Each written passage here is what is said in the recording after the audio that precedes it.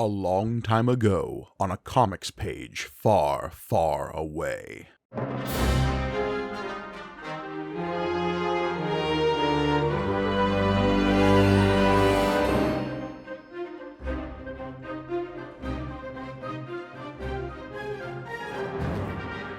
Greetings and welcome to May the Panel Be With You, the Star Wars comic book show brought to you by the Punch Up Entertainment Network. I am your humble host, Mike Gargoni, and joining me, as always, the scared bantha to my returning farm boy, it's John Campbell.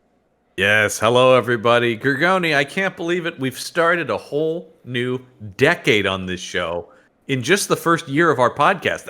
That's unprecedented. Is it though? Because I feel like on a certain Monsters podcast, you were jumping into the decades pretty dang quick. That's right. We have covered a lot of years over a very short period of time. I feel like the old Universal Monsters sort of kicked into high gear once they got to the 30s, honestly. Yes. Yep.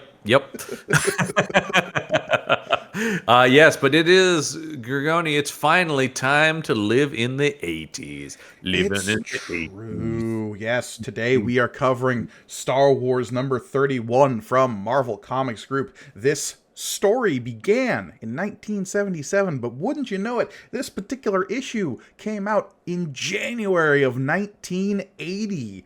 What a time to be alive.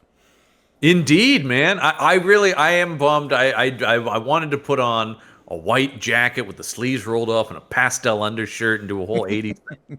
Maybe we've still got plenty of time in the 80s. Maybe I'll get to that eventually. But yes, we are, not only is it 1980, but we are now months away. The countdown has begun at this point for the next Star Wars movie. Well, there's going to be a not-so-subtle indication of that in the first couple of pages of this book, so we'll get to that.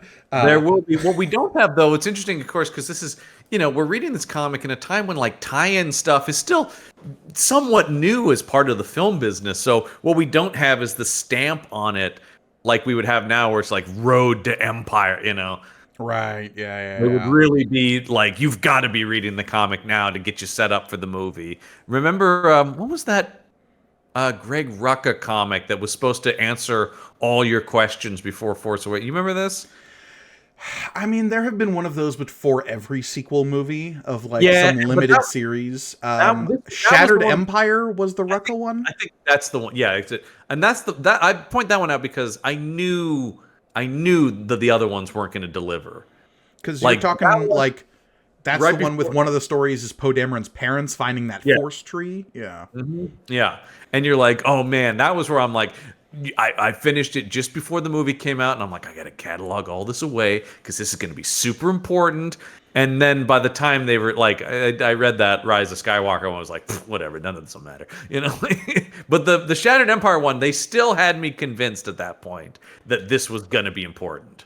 Well, and there were certain things to it, it made canon Operation Cinder, that whole, the Empire trying to burn out planets in revenge after the end of Return of the Jedi. It did the whole thing with Poe Dameron's parents, setting up, Poe Dameron as a potentially important character, though his parents really didn't come into play in any of the movies, so... Oh, and remember they completely rewrote his backstory to make him a criminal? Oh, yeah, in Rise of Skywalker, right. I hated that. This character is like Han Solo. What if he just literally was Han Solo? And I'm doing it again. We put a moratorium on that for a reason. I know. What I want to do, though, is point out the timing here, because you bring up Empire Strikes Back. Yeah. This issue comes out in January of 1980. Yes. Empire Strikes Back comes out in June of 1980. So... you would expect that, so that should mean that our Empire Strikes Back coverage starts in just a couple of months, seeing as the A New Hope book sort of started coterminously, if not a little bit before A New Hope came out. I'm guessing, based on your tone, it doesn't.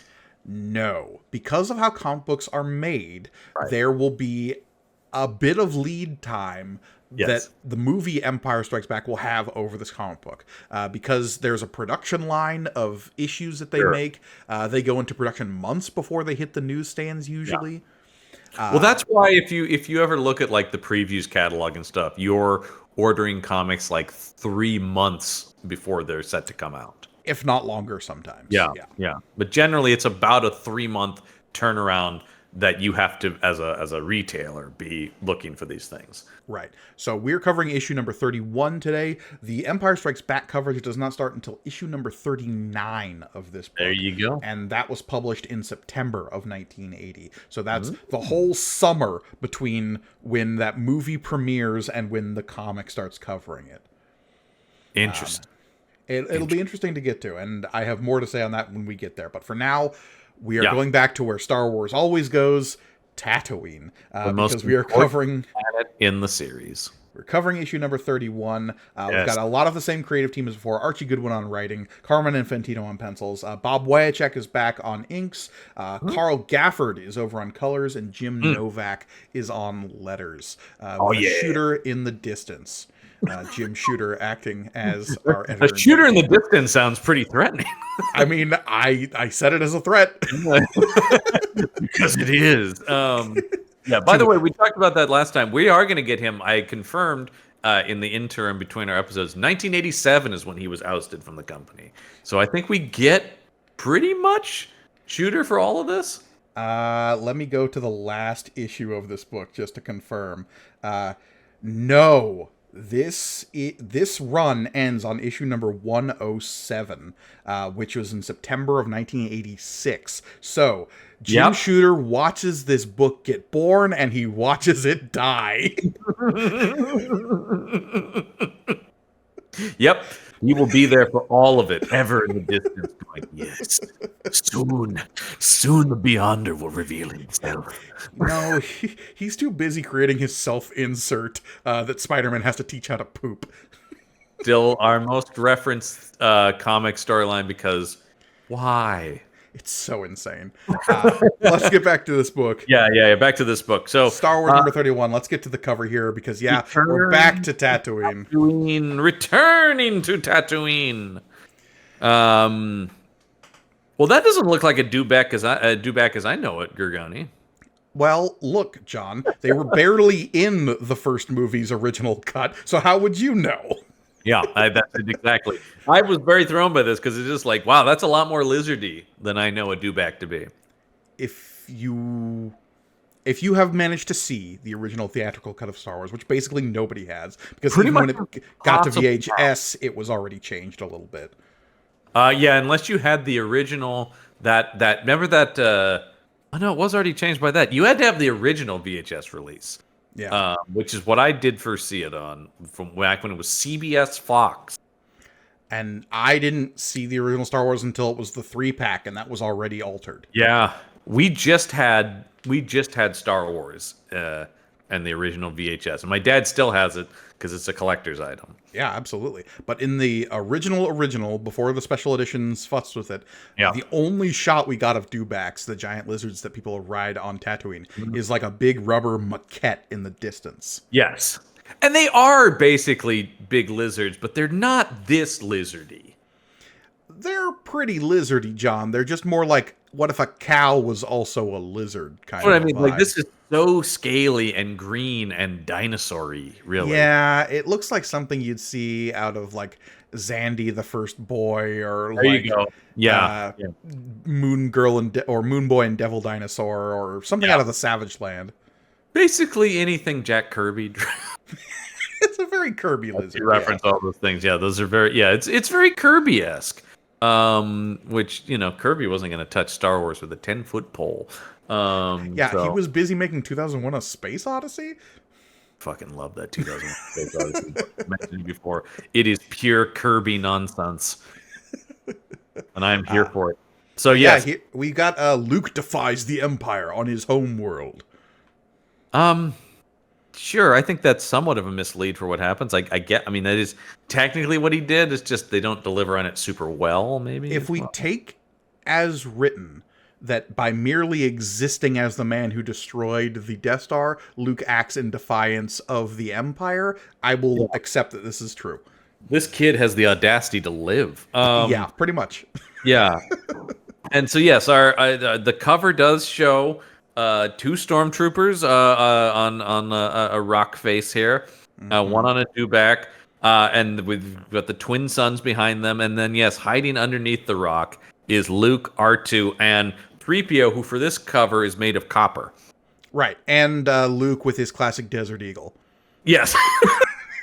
That's the biggest blaster pistol I've ever seen. And I do love that they tried this like shimmer off of the barrel of the gun from the sun, but it doesn't work. It just looks weird to me.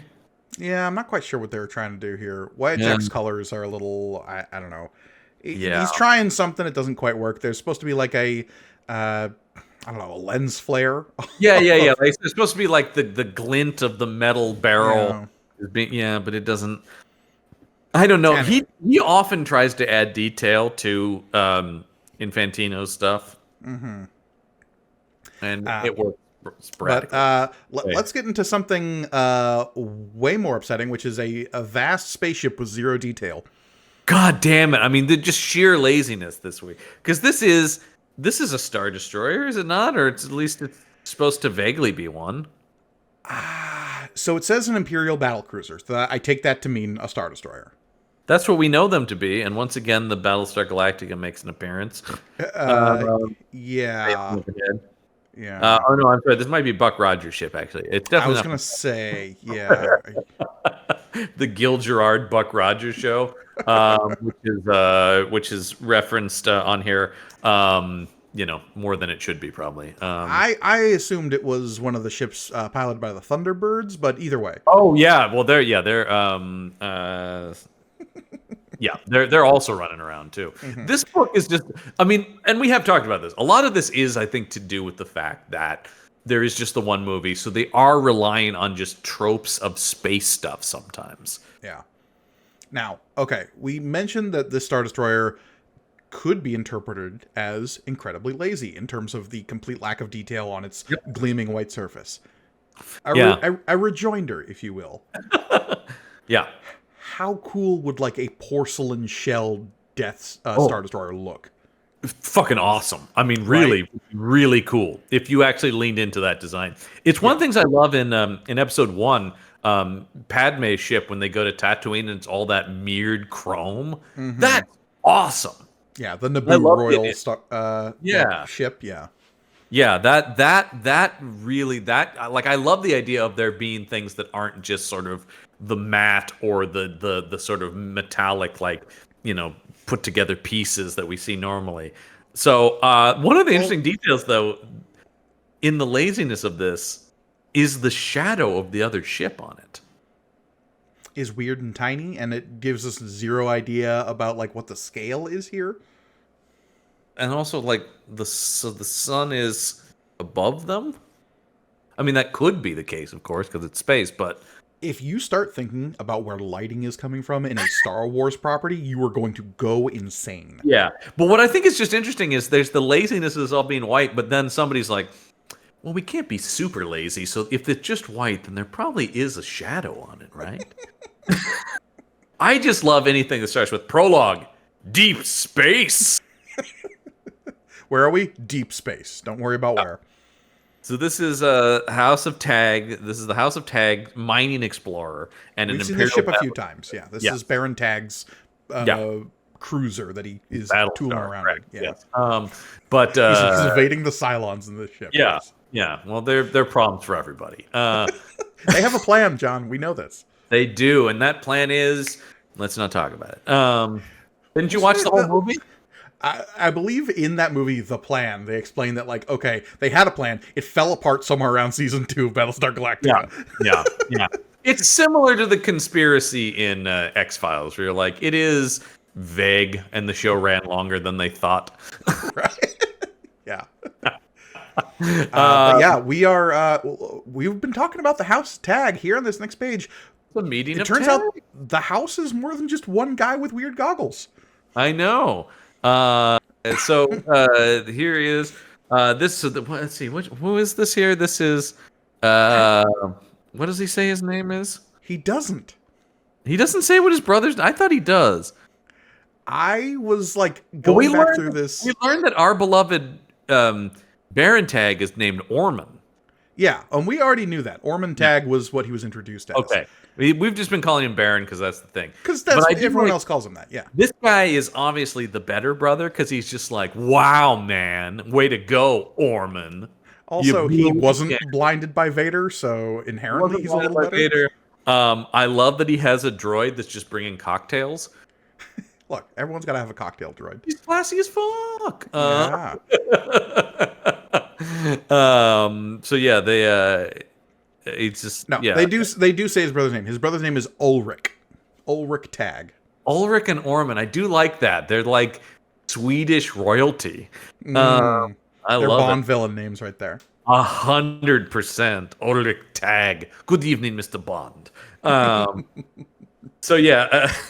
I just love the idea of this guy is like, oh God, my brother's got cyber vision, and he's, and so okay, yeah. They're discussing how the fiasco at the Death Star has given the Tag family a lot more opportunities.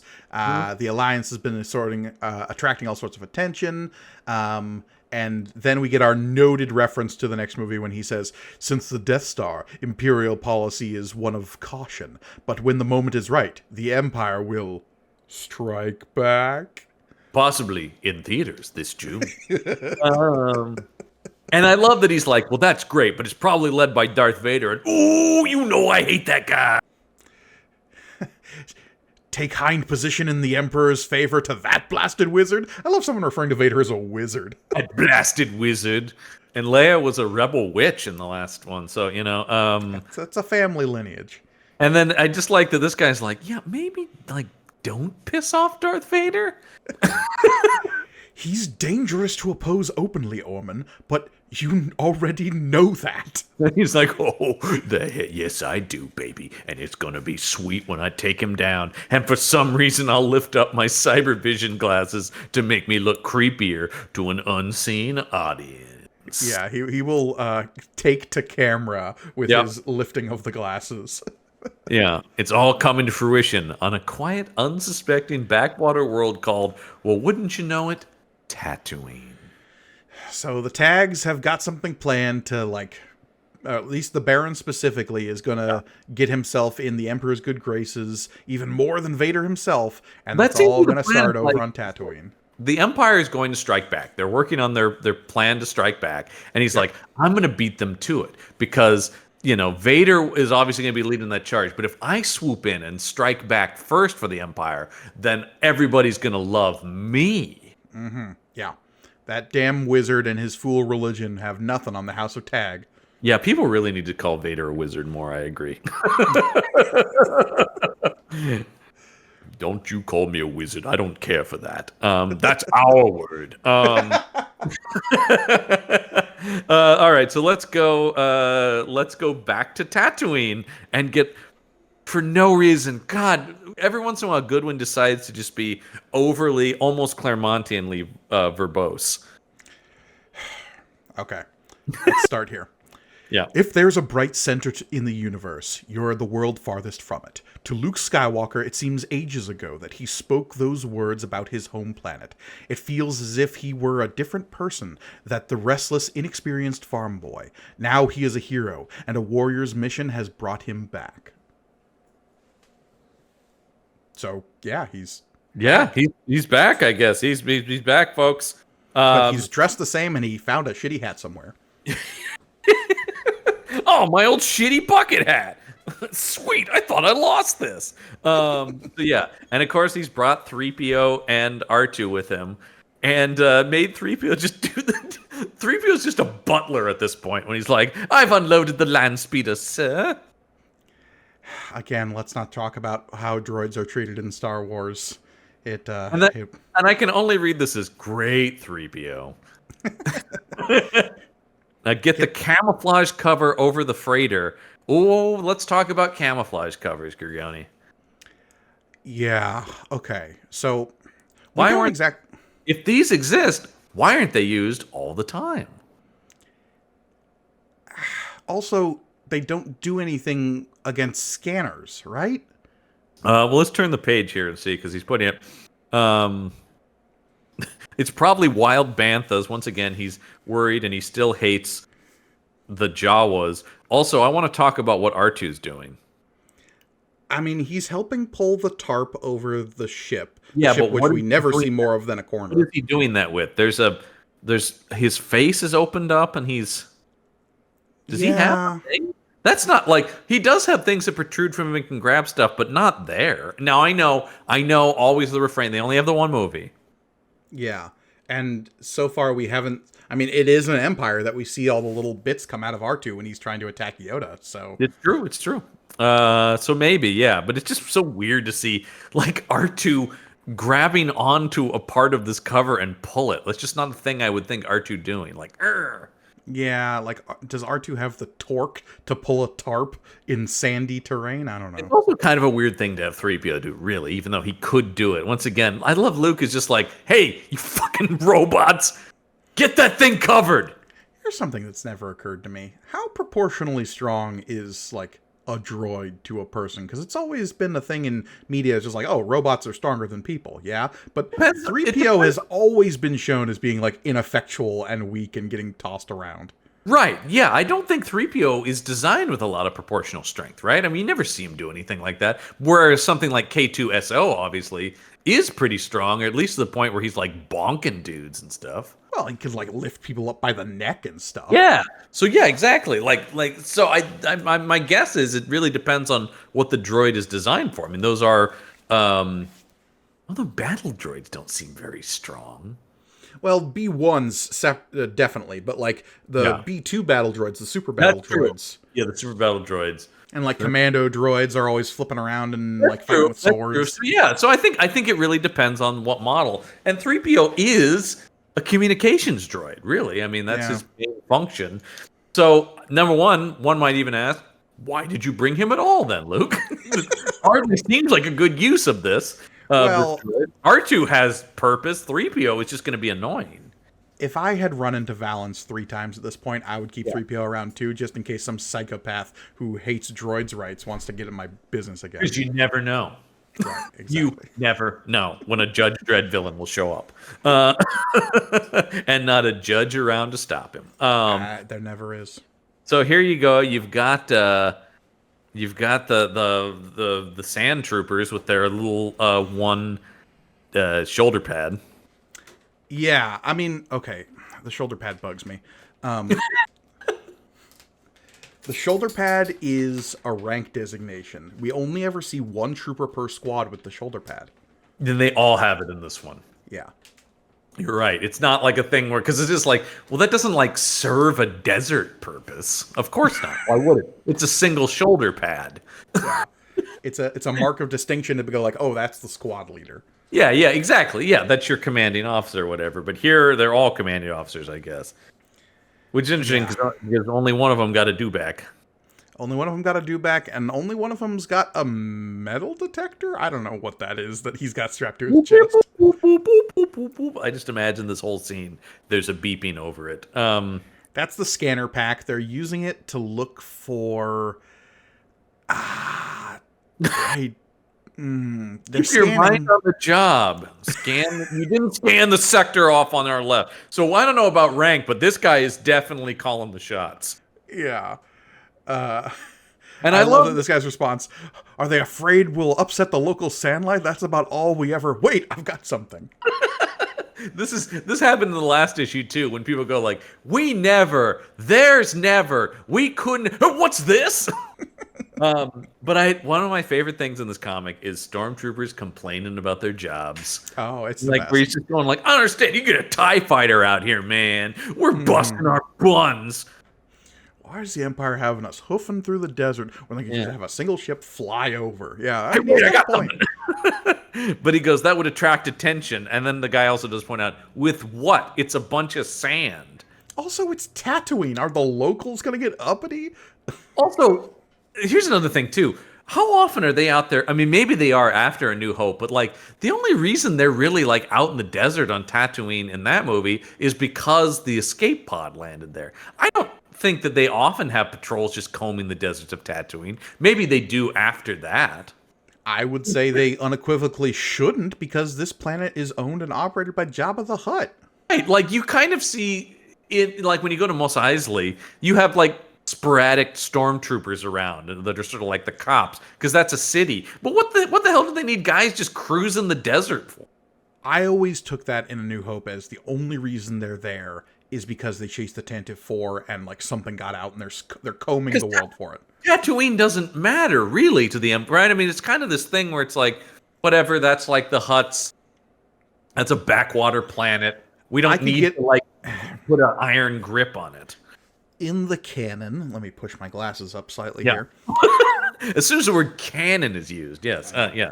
During the Imperial era, there is a lot more autonomy given to what's called Hutt space. It's like this chunk of the outer and mid rim that is basically controlled by the Hutt crime cartels. And the Empire's just like, look, so long as you give the Empire its tithe, do whatever the fuck you want out there. We don't care. And Tatooine's part of that.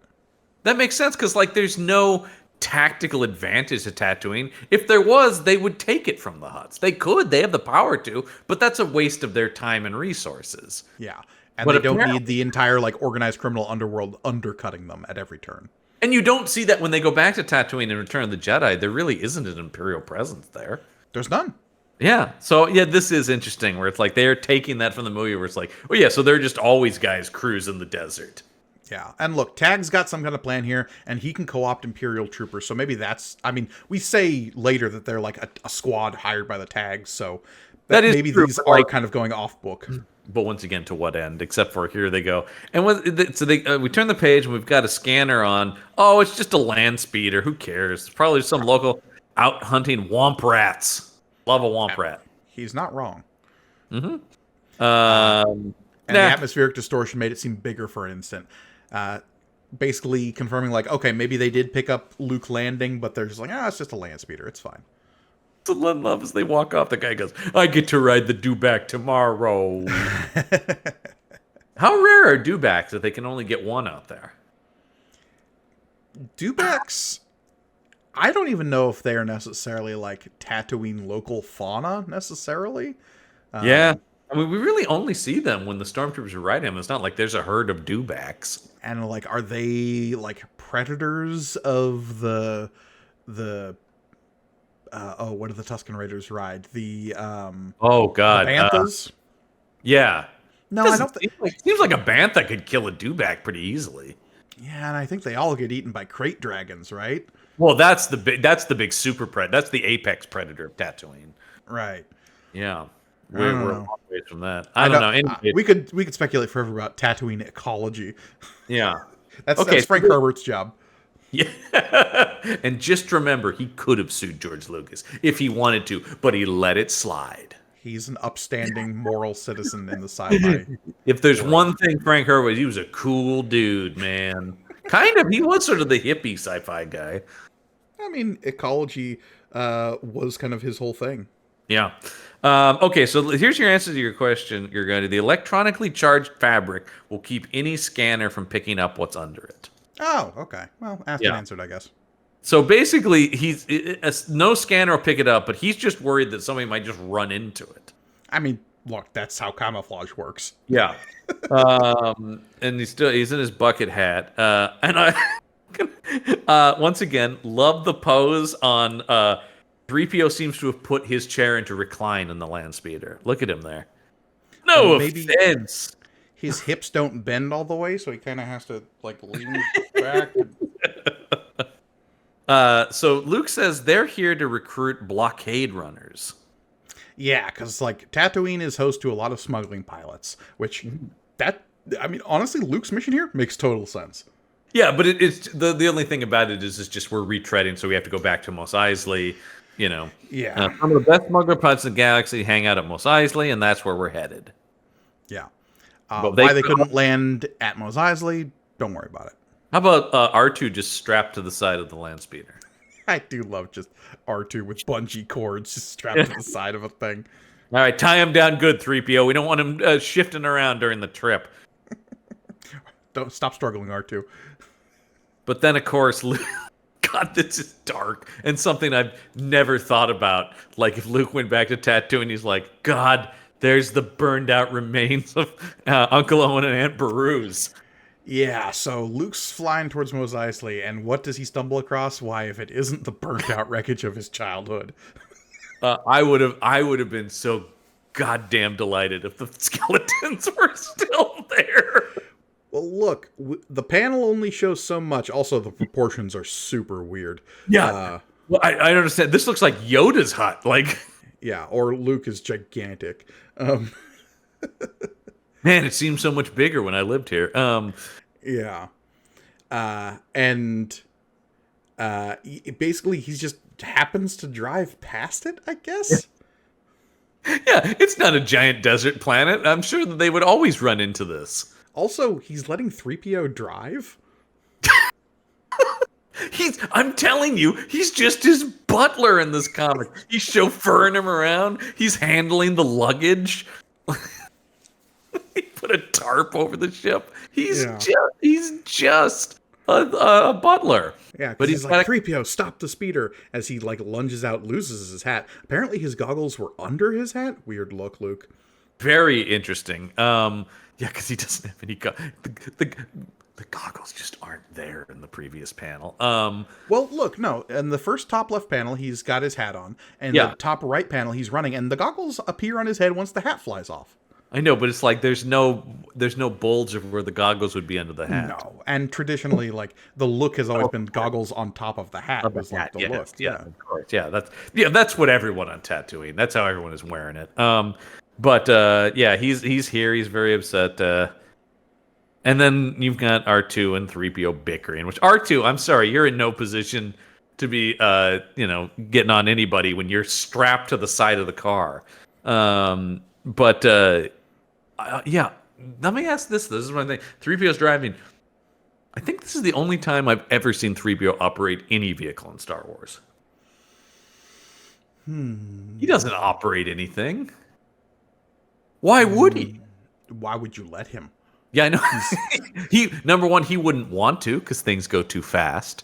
And two, he's not programmed. I can't imagine that. I mean, I'm sure maybe you could baseline operate something, but like, I feel like he drove one of those like taxi speeders on Coruscant in like episode 3 or something for Padme, maybe. I'd have to go back and like look scene to scene as a butler droid. Yeah. But anyway, someone pulls a gun on Luke in the. Folks, I gotta say, I thought last week had the worst handling of a firearm, but I gotta say this is even worse. What is this hand doing with that gun? Well, it's not a gun, John. It's a lighter. What's up, bro? He's about to light a cool cig as he says hello to his friend. It's the 70s, man. It wouldn't have been that out of place. Yeah. Look, bad handling of a gun, probably just as bad handling of a lighter. You over there, get down. Yeah, I don't know. Yeah. And again, the gun is really small. The hand is really big. Do exactly what I say, or start spending the rest of your life dead. Not a cool thing to say at all. Look, there's a reason Fixer got cut from the movie. Because, on the next page we find out who's this. It's Fixer. It's Fixer. Remember Fixer? Of course you don't, because his scene got cut from the movie. But he was in the comic. They even reference that you can go back and find Fixer and Cammy in the whatever issue 2 or whatever. Well, there's also the Luke flashback issue that we got. That's right. That had them in it. So they are actually much more important to this comic than they are to the movies. Right. So what Luke does is he uses some sleight of hand to toss his gun to the side so that he can whip out his lightsaber, which is white now. And lightsabers all over the place in terms of color. But another not cool look is that behind the back toss. Yeah, I don't know what exactly is going on there. But hey, it's something he learned from Han Solo because he taught him about distracting a foe. So he can make some fast lightsaber work that he learned from Obi-Wan Kenobi. Remember that guy? We all liked him. I do love this comic is like, well, can we just reference other characters people like? And then he's like, wait a minute, you're Fixer. Remember me? Fixer, why aren't you at Tashi Station repairing equipment instead of out here ambushing innocent travelers? Fixer, we only know you as being part of Tashi Station. Why are you in this part of the comic? Why aren't you picking up some power converters? Well, he lost his job there. Uh, well, look, he spent too much time making out with Cammy. Yeah. Well, we saw they were up to more than making out, if anyone remembers that panel from that first issue. Yeesh. um, Everyone assumed you died, Luke. They did? I mean, I don't know what else they would assume. Like, Luke just up and vanished one day after his whole town or his whole family home got, like, burnt to a crisp. And then Fixer's talking about he's been, I guess, befitting his name, fixing up the place so somebody can buy the charred remains of Uncle Owen and Aunt Beru's place. Yeah. Everyone assumed you died, along with your aunt and uncle, when the Tusken Raiders hit this place. Not Tusken Raiders. Tusken Raiders don't, like, leave smoldering corpses. Yeah, that's what that's what everybody thinks, though. I guess. I mean, that's what the Empire would have told them, I suppose. Yeah, and everybody just bought that. Those Tusken Raiders got their hands on some flamethrowers, and it just got real nasty. You can't trust them, man. So let's get Cammy in here because he's just like, hey, babe, it's Skywalker. He ain't dead. Yeah. Not little wormy, and he's like, oh, brother. This really feels like Luke comes back to his hometown where he's a big shot now, but they're still like, oh no, we remember when you were little wormy. He's like, ugh. Okay, so I was flipping back through the old issues. We only got one panel of Cammy and Fixer in the original adaptation of A New Hope. Mm-hmm. We only really see them once in the Luke flashback issue as well. But I will say this much. The design of Cammy hasn't really changed all that much. The design of Fixer has changed 3 times. Yeah, of course. But in classic Infantino style, Cammy is the one lady face he can draw with dark hair. And so, like, I don't know how he would mess that up necessarily. I can't screw that up. Yeah, I can't. That's all I can do. But Fixer has gone from black hair to brown hair to now blonde hair. Yeah, to looking like character actor Martin Cove. And I do like, if the love of my life, do you get that we're a couple? So, you want to know who this Fixer looks like? Who's that? The character of Windy. Do you remember Windy, John? Yes, he does. I do actually, now that you bring that up. Did he confuse the designs? 100%. I don't know. He's one of those Tattooine guys. Look, he doesn't have a mustache like Biggs, so we have no way of distinguishing him from anybody else. That's it. Oh, good Lord. That's what we're working with here, folks. And I'm sure it's like, is this what this guy looked like? And editorial probably went, I don't know. Probably. Yeah. So Luke looks taller somehow. That's because he's standing on a hill, Cammy. Come on. Look, these are backwater farm kids, all right? They're not, salt of the earth, the clay of the new frontier, So we got to turn the page and catch up with them. He put a ring on it, folks. Yeah, they're married. The tag outfit set us up in the old Darklighter place because Biggs, remember, is also dead. Yeah, and presumably so is his family. The people are, everybody's working on this. Things are actually going not bad, except for they're under the thumb of the Tag house. Yeah, so apparently the Tag family is out here working on, like, gentrifying Tatooine, it sounds like. And this is part of his plan for the Empire to strike back?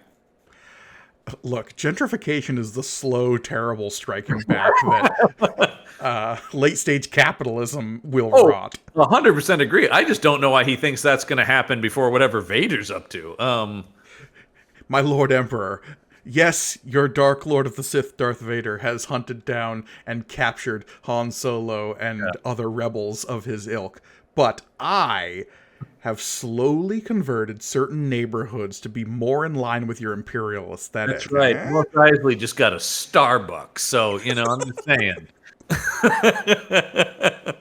We put a new seasons out in a sand dune, so we'll see how long this takes. We've created smaller Walmarts that cater to certain food deserts. And while they're not the large big box stores Yeah. you're used to, they are taking over and destroying local family markets. So yeah, Luke is upset about this. And he's like, he "Hey, just man." he doesn't like the Tag family getting it. Yeah, no, I mean, he's not wrong, but it is like, Luke, maybe focus on other shit than like, I don't want my dead aunt and uncle's place to go to the Tag family. I mean, he does say it's practically like giving it to the Empire, and he's not wrong. Yeah, but it's like, then work on defeating the Empire. Then that seems like the larger thing there. And then I like, what's this? I'm like, we don't care for politics. They're just simple country folk. Yeah, I understand. Don't bring your big galaxy politics into our lives. We're just trying to get our families fed. Make Tattooine great again. That's all I'm saying. Oh boy, Mata folks, they're Mata people. Tammy's just asking the questions. Okay, Midga people. Yeah. So, but yes, 3PO is coming because is yelling because there's a troop carrier on its way, and I gotta say, these stormtroopers on the outside of this troop carrier look so goofy. So this is the toy of the Imperial troop troop carrier. Oh yes, absolutely, and it looks like it. It looks like you stuck action figures on the side of it as drawn. Yeah, a vehicle that does not appear, as far as I'm concerned, in the original movie. Nope. And was invented exclusively by the Kenner Toy Company. There it is. I'm looking at it again. Yeah, I mean well, because it's kind of dumb.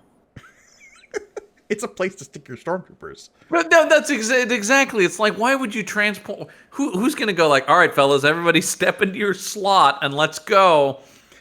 What I love is that this vehicle has stuck around and has like reappeared in The Mandalorian and stuff. Yeah, no, I'm looking at the Mandalorian. I love, by the way, the design of the modern Star Wars toys that still have the packaging art like they're the old ones. Mm-hmm. I'm looking at the Imperial Troop Transport Vehicle from the Mandalorian toy set, and it still has the old Kenner logo and the old Star Wars logo from the 70s.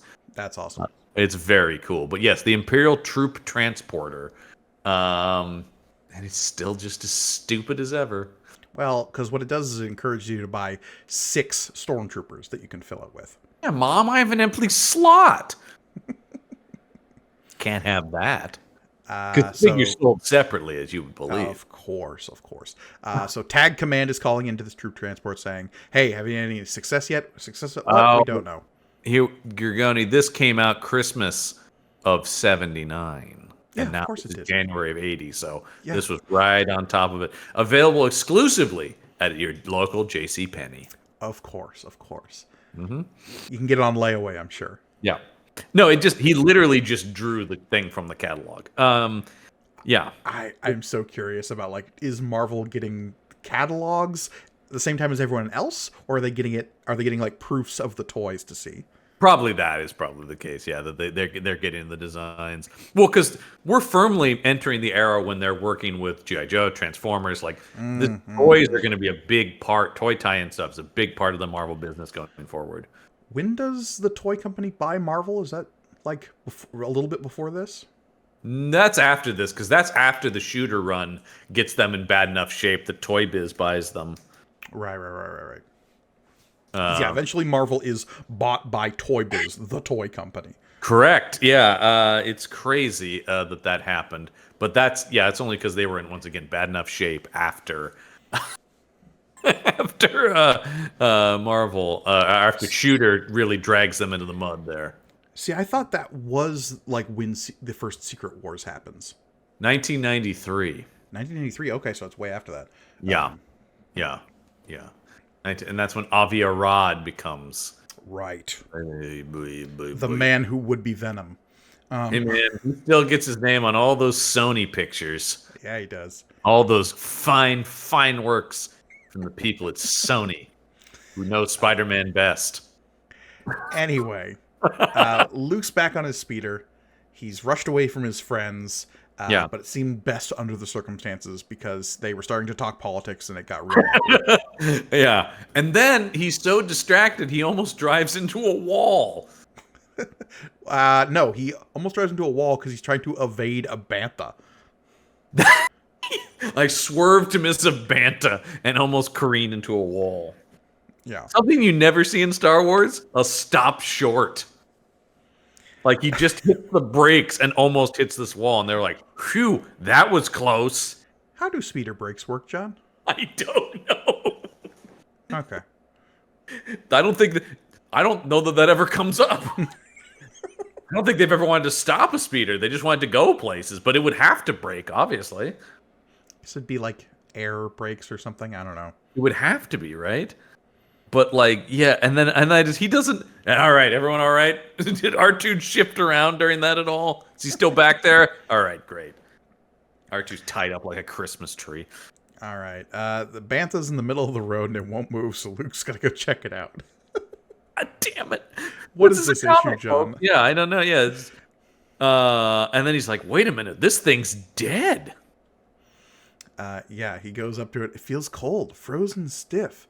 But that doesn't make here any under the sense. twin suns. I do like that. Doesn't make any sense. This planet has 2 suns, and they get real expressionistic for one panel with that sun and orange stripes. Luke Skywalker. But thankfully, R2 has propped himself up somehow and is detecting the troop transport is coming this way. We gotta go. Oh, was he magnetized to that or something? Because it seems like he was tied down, but no. Yeah, don't worry about it. And then I don't know why this is at a Batman 66 Canton angle looking up at the Stormtroopers, but... No sooner do the trio get the Landspeeder under cover. What cover? They're in a box canyon with a dead bantha. I guess they got behind the bantha. And they're like, look at that. These idiots are still just rolling around, scanning the desert. At last, Commander, stupid creature must have wandered into this canyon before the effect took. That would explain our scanner had trouble picking it up. We found it, though. You know what to do. These guys really do feel like bored soldiers. They're like, dead bantha, let's shoot it. And then they shoot it. They literally talk about like there's nothing left of this thing. They're gone, and so is any trace of that bantha. They vaporized this bantha corpse. Like, that's crazy, man. So I guess they were just hiding around the bend in the canyon.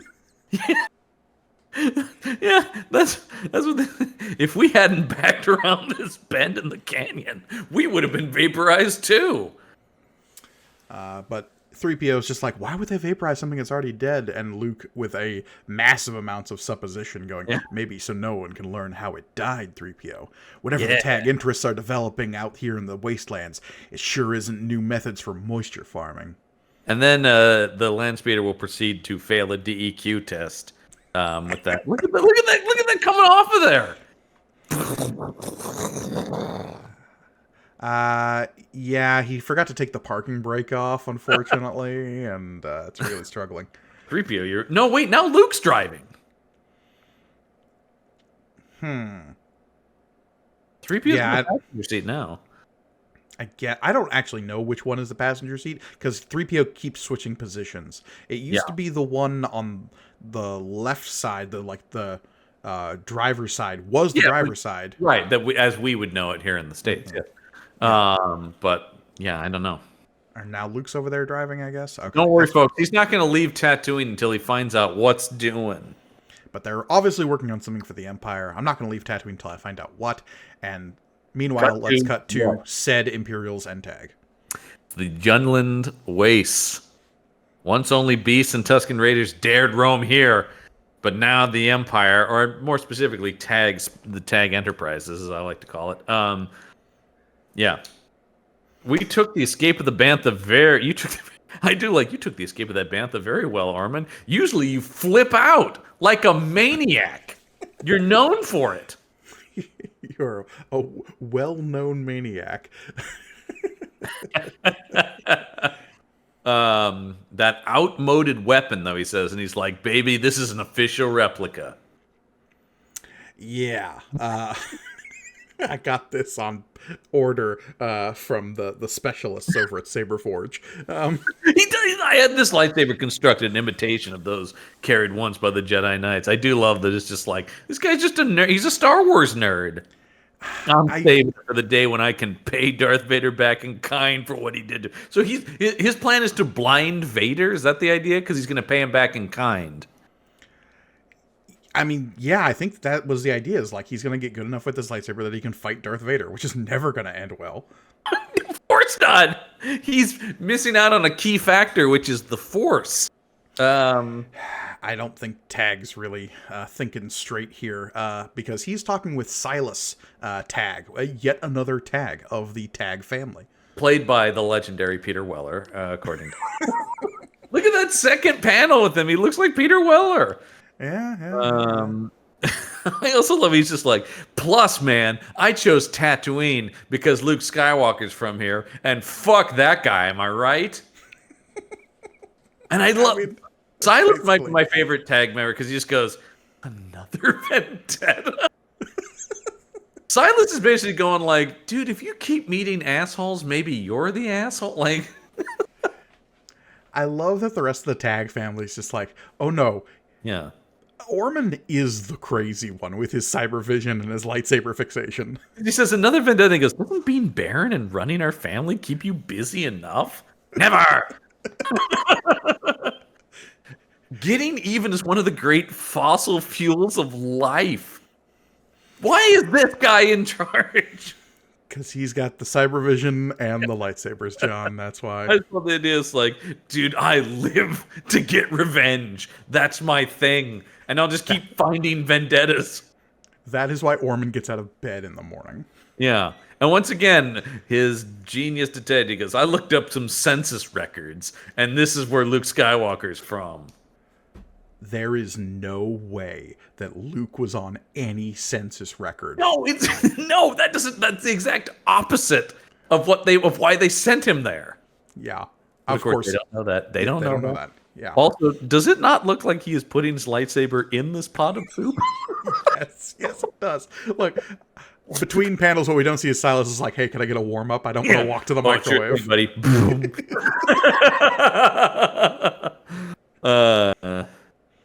Well, also this thing about Silas is like, you're weird, Orman. You're still eating real meat. Where all the rest of us are eating food paste. Weirdo. Yeah, look, he's an extravagant individual, and Silas is just trying to do the workaday stuff that the Tag family's got to do out here. I do feel like every time he meets another member of the Tag family, there's like, oh, the rest of us have to work. I don't know what you're going, just flying about the galaxy with your personal vendettas. Making more enemies. Yeah, that's what I do, baby. Yeah. Meanwhile, on the moon, when we go to the next page. Yeah. And that thing is still trucking along, just pouring exhaust fumes. the land speeder. But the land speeder's pulling into Mos Eisley. Yep, here it is. Mos Eisley. The nightlife of Mos Eisley. I would, considering how dangerous we saw the day life of Mos Eisley to be, I gotta think the nightlife is just wildly erratic. I want to tell you about the proportions of this land speeder because they change between panels. Yeah, it gets shorter and longer depending on when it's on. Yep. And so they pull in here, and 3PO not a fan of Mos Eisley because things went so bad last time. That's fair, honestly. Yeah. And then I like, you both can relax in a moment. The cantina is just ahead. Isn't the cantina especially bad? Didn't the bartender explicitly say we don't like their kind here? Mm-hmm. Yeah, anyway, you also get some very Infantino aliens wandering around. No horn noses, though.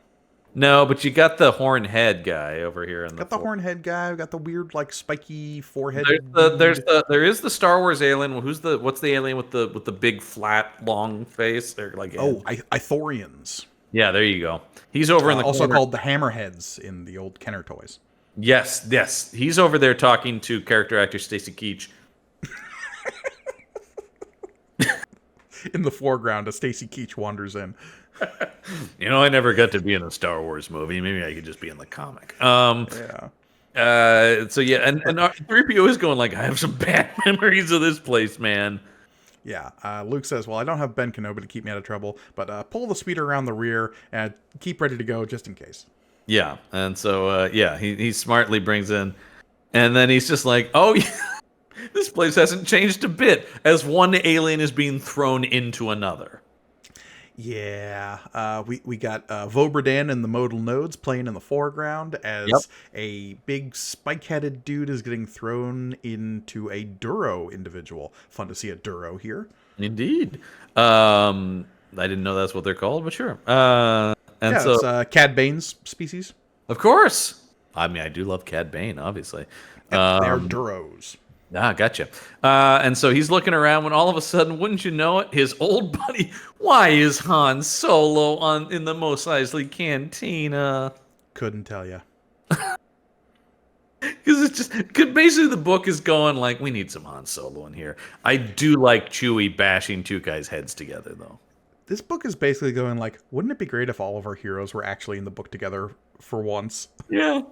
And so they're just like, I don't know, it makes no sense. Because I don't even think Han, does he say? Haven't learned to stay at a low-class dive. You don't know who you'll bump into. Wrap up the fight.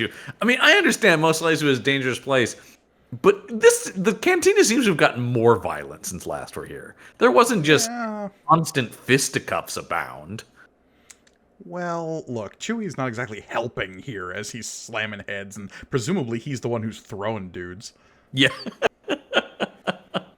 So yeah, let's see. Okay, let's turn the page, and he says, after resolving our differences with Jabba the Hutt, Chewie and me delivered him back here and decided to hang out oh, right, yeah. This is something that L.P. White from canon. Everything is fine now with Jabba the Hutt. Everything is fine with Jabba the Hutt with one T. Jabba the Hutt with two T's is still pissed. Yes, that's true. Yeah. Wanted you to enjoy a few moments with Her Royal Highness before I showed up to sweep her off her feet. Look, we haven't had all of our heroes together in 9 issues of this book, and not since issue number 23 when they all escaped the wheel. Jesus. It's like sequels all over again. Yeah, I do want to point out something that I noticed in these pages is, and one of the complaints I've voiced before is the coloring of Chewie's face. I wonder if they got I wonder if they actually got letters about that. Maybe, but I think it does make an appreciable difference in my perception It really of Chewie does. in this book. It makes him look much closer to Chewbacca as we know him. Yeah, that was like a huge, because that gave him that Sasquatch look, as we talked about. Mm-hmm. Okay, now Luke has to confront the construction worker from the Village People. I was gonna say Jake Garrick Flash, but also good. Yeah. So yeah. No, but it's Fixer. It's Fixer in a helmet. Cammy and me did something bad. What did they do this time? Yeah, so it's just like, dude, this is you're a rebel, Luke. But Cammy and me decided there was no choice when he's like, you turned me in, you son of a bitch. This feels like look, Cammy insisted, and now I'm trying to backpedal a little bit. We talked about the long-barreled gun on the cover. Look at this gun that Han has. It's a 44 Magnum blaster. Yeah, I don't know what's going on there, because there's like a little handle halfway down the barrel. Like, what's going on there? Yeah. But there's also like a bump stock. It's a gun. Once again, Han Solo is a very distinctive gun, and it is in the first movie. I don't know why he wouldn't he refuses to draw the blasters of the movie. Yeah, I don't know. Which is bizarre because they're all based on real guns, so you would have a lot of reference from them, but whatever. Stormtroopers are here. They are. And their aim is just as terrible as always. You three, halt, as they open fire and miss everything. Yeah. And then they all die immediately. Yeah, because Chewie, again, without his, standard bowcaster, Han without his standard blaster, and Luke with a Luger? Yeah. I took this off a dead Nazi. So yeah, the street. So they book it out of there, man. They're shooting their way out of Mos Eisley because the streets are crawling with stormtroopers. I do love in kind of a Bonnie and Clyde-esque move. Like they're all just piled in the back of the speeder, flying away and shooting out the back. Yeah. Not bad bronze britches. Because once again, 3PO is the getaway driver. I'll pull around back, master. So when you rob the bank, we'll just take off. Yeah. 3PO is the Gene Hackman of this Bonnie and Clyde group. But yeah, so they book it out of there. This one just kind of ends. It feels like this comic ran out of time. Yeah, like they speed off, and it's like, if this baby doesn't collapse under the load it's carrying, I think we'll be okay. Because, yeah, they've got like 5 people on this speeder now. One of them, which is Chewbacca the Wookiee. And then the stormtroopers are just like, well, they'll never get out of the desert. And you're like, I guess that's some kind of a cliffhanger, but... Because, yeah, the trooper says, no matter, one of our blasts scored that speeder. It's leaking coolant. It'll burn out by the morning. If one of the desert patrols doesn't get them, the twin sons will. Yeah, so I guess the idea is they're going to be stranded in the desert, and that's, like, kind of thrilling, but... Do they know that this is Luke Skywalker they're chasing? I don't think so. But isn't that, like, Cammy and Fixer reported him, right? That's right. Oh, that's true, yeah. So maybe, yeah. I could understand if this was just, like, some random... Like, oh, these are some guys who started trouble at the local canteen. Right. You're saying, like, shouldn't you go after Luke Skywalker? You would think. He's probably the most wanted man. He's definitely the most wanted man in the galaxy, right? He blew up the Death Star. Yeah. He is public enemy number 1 to the Empire. It's like him, Princess Leia, Mon Mothma are like the 1, 2, 3 rebel insiders. Yeah, if this was just Han and Chewie, they'd let him go. Yeah, exactly. Although Vader might have a personal grudge against Han because he did shoot him specifically. But that's true. That's a separate thing. I do think they're after the Dodonna would be up high too. I mean Dodonna I think gets into the top 5 probably. 100%. But yeah, I'm just saying, like, if these stormtroopers know that this is Luke Skywalker they're after, they don't just say, the desert will sort it out. Whatever. That excuse will be cool with Darth Vader, right? Well, he's a famously reasonable guy. Patient, understanding, And so then it ends with a promise that next issue, oh boy, the Jawa Express. John, if you could... I've read ahead, so I know the answer to this. Yeah.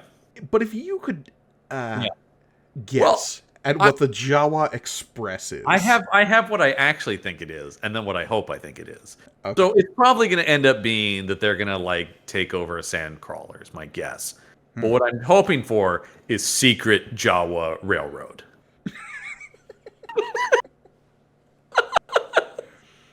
Okay. Murder on the Jawa Express. Murder on the Jawa Express. Okay.